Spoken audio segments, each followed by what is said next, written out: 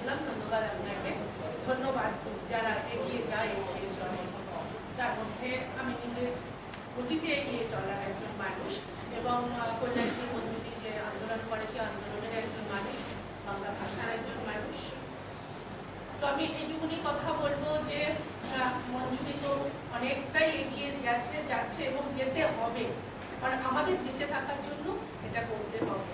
এবং নীরব কর্মী যিনি বললেন এগিয়ে দিয়েছে মঞ্জুরিকে, সে তো সবসময় তার পাশে থাকবেন, আছেনও, সেটা ভেবে নিয়ে আমাদের এগিয়ে যেতে হবে, তাহলে আমাদের চলার পথ আরো সুগম হবে, দুর্গম হবে না। আর একটা কথা এখানে বলার, সেটা হচ্ছে আমরা শ্রদ্ধা জ্ঞাপন করছি। সত্যি সত্যি যদি আমি বলছি বাড়ির কোনো ছেলেদের কথা, আমরা যদি পাশে না থাকি তাহলে কিন্তু তারা এগিয়ে যেতে পারে না, সে ছেলে হোক বা মেয়ে হোক, দুজনকেই সমানভাবে হয় এগিয়ে দিতে হবে বা নিচে এগিয়ে যেতে হবে। এই না হলে সংসার বলুন, পরিবার বলুন, সমাজ বলুন, কেউ এগিয়ে যেতে পারে না।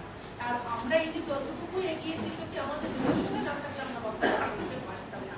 আমরা যে সমাজে মানে ব্রাহ্মণ সমাজে যে এগিয়ে যাচ্ছি, সেটা আমাদের নিজস্ব ধ্যান ধারণা, নিজস্ব ভাবনা চিন্তা, নিজস্বতা না থাকলে কখনো সম্ভব ছিল না।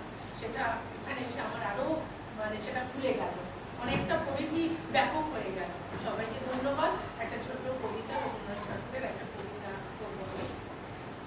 আমার ছুটি নীল আকাশে, তোমার ছুটি মাঠে, তোমার ছুটি থই হারাবই দিঘির ঘাটে ঘাটে, তোমার ছুটি তেঁতুল তলায় গোলাবাড়ির কোণে, তোমার ছুটি ছোপে ছাড়ে পান্ডার বনে, তোমার ছুটি আশা কাপে কাঁচা ধানের খেতে, তোমার ছুটির খুশি নাচি নদীর তরঙ্গেতে, তোমার চশমা পরা বুড়ো দাদা বিষয় কাজের মাকড়সাটার বিষম জালে বাঁধা, আমার ছুটি সেজে বেড়ায় তোমার ছুটির সাজে, তোমার কণ্ঠে আমার ছুটি মধুর বাঁশি বাজে, আমার ছুটি তোমারই ওই চপল চোখের নাচে, তোমার ছুটির মাঝখানেতেই আমার ছুটি আছে, তোমার ছুটির খেয়াবে শরৎ এলো বুঝি, শিউলি কানন সাজায় তোমার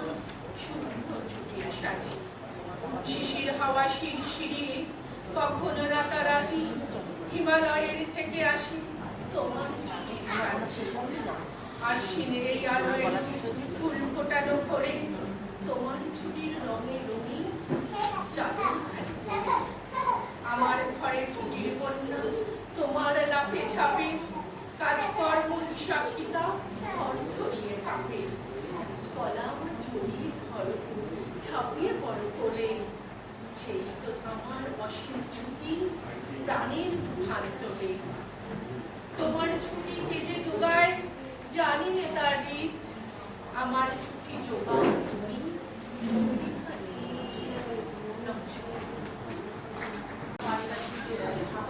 পেয়েছে সে কথা বলতে গেলে দাদার যেমন সম্পূর্ণ সমর্থন ছিল মঞ্জুরির সব কাজে, উৎসাহ ছিল বলেই সে এত কাজ করতে পেরেছেন এতদিন।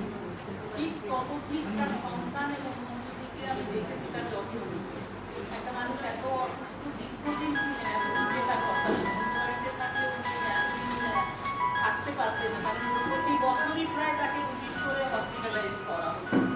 এবং সেটা আমি নিজেও প্রত্যক্ষভাবে কয়েকবার আমি অফিসে গেছি যখন ভর্তি থাকবেন, তারপরে যখন করোনার সময় তখন ইউরিন বন্ধ হয়ে গেছে, কারো বাড়িতে লোকজন ঢুকতে দিচ্ছে না, সেই সময় তাকে হসপিটালে নিয়ে ভর্তি করা, সে আরেকটি সেখানে তারা ভর্তি দেবে না, সেখান থেকে আনতে, আর আমি ওইখানেই থাকতাম কাছাকাছি, ওখানেই থাকি, ফোন করেছে, আমি ওদের সাথে গেছি।